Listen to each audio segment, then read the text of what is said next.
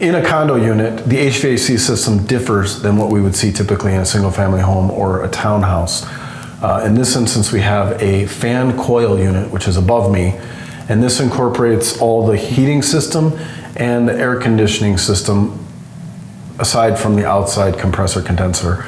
But it's all encompassed in the unit in the ceiling. Fan coil units are going to have their own filters to filter the air, and those are typically on the return side or the intake side.